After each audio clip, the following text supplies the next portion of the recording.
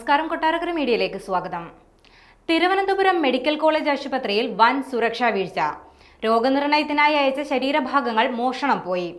സംഭവത്തിൽ ആക്രി വിൽപ്പനക്കാരനെ പോലീസ് കസ്റ്റഡിയിലെടുക്കുകയും ചെയ്തു. മെഡിക്കൽ കോളേജ് ആശുപത്രിയിലെ പഥോളജിയിൽ പരിശോധനയ്ക്ക് അയച്ച ശസ്ത്രക്രിയ ശരീരഭാഗങ്ങളാണ് ആക്രിക്കാരൻ മോഷ്ടിച്ചത്. 17 രോഗികളുടെ സ്പെസിമെനാണ് മോഷണം പോയത്. പഥോളജി ലാബിന് സമീപമാണ് സാമ്പിളുകൾ രാവിലെ ആംബുലൻസിലെ ജീവനക്കാർ കൊണ്ടുവച്ചത്. ഇതാണ് ആക്രിക്കാരൻ പിന്നാലെ മോഷ്ടിച്ചത്. സംഭവത്തെ തുടർന്ന് നടത്തിയ പോലീസ് അന്വേഷണത്തിൽ ആക്രി വിൽപ്പനക്കാരനെ കസ്റ്റഡിയിലെടുക്കുകയായിരുന്നു. മെഡിക്കൽ കോളേജ് പോലീസാണ് ഇയാളെ കസ്റ്റഡിയിലെടുത്തത്. ഇന്നലെ ശസ്ത്രക്രിയയ്ക്ക് ശേഷം രോഗനിർണയത്തിന് അയച്ച സ്പെസിമെനുകളാണ് മോഷ്ടിച്ചത്. പഥോളജി ലാബിന് സമീപത്തെ സ്റ്റെയർ കേസിന് സമീപമാണ് ആംബുലൻസിൽ കൊണ്ടുവന്ന സ്പെസിമെനുകൾ വെച്ചിരുന്നത്. ഇതിനുശേഷം ആംബുലൻസ് ഡ്രൈവറും ഗ്രേഡ് 2 അറ്റൻഡറും മൈക്രോബയോളജി ലാബിലേക്ക് പോയി. ഇതിനിടെയാണ് സ്പെസിമെനുകൾ മോഷണം പോയത്. അതേസമയം ആക്രിയാണെന്ന് കരുതിയാണ് ബോക്സ് എടുത്തതെന്നാണ് കസ്റ്റഡിയിലുള്ള ആക്രിക്കാരൻ മൊഴി നൽകിയിരിക്കുന്നത്.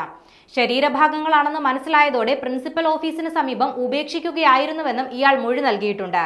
പരിശോധനയ്ക്കയച്ച സ്പെസിമെനുകൾ കൈകാര്യം ചെയ്തതിലെ ഗുരുതര വീഴ്ചയാണ് ഇപ്പോൾ ഇതിലൂടെ പുറത്തു വന്നിരിക്കുന്നത്.